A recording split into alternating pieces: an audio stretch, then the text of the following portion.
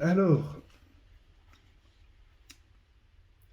en réalité, si un gouvernement fait un secret défense, si on garde des archives sous scellés pour des années, c'est quand on est en diplomatie avec un semblable, avec un vis-à-vis, peut-être une machine, mais certainement pas avec un virus.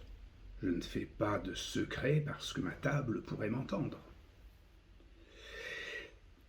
Il y a des films comme ça. Il y a eu L'homme qui parlait au loup, je crois, et là nous aurions l'homme qui parle au virus, ou qui se tait pour que le virus n'entende pas.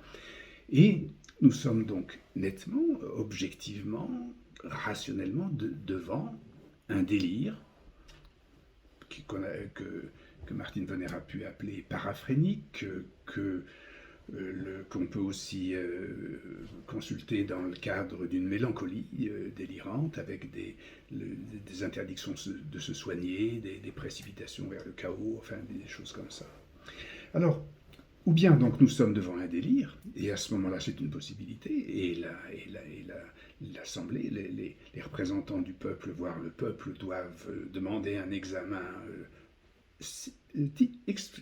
exclusivement, typiquement psychiatrique, hein, de ce cas, ou bien alors, ce qui est peut-être plus probable, ou enfin, finalement on ne sait pas, hein, des délires collectifs, des délires familiaux, des délires conjugaux peuvent exister à la tête des États. C'est pas la première fois que ce serait arrivé, hein.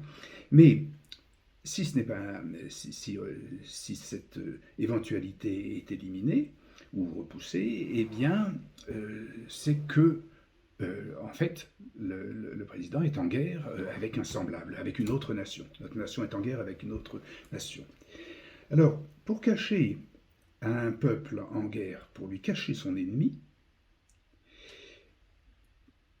entretenir un peuple en guerre sans lui dire contre qui il se bat, ou en lui alléguant des choses comme par exemple un virus ou des choses comme ça, nous devons être à ce moment-là,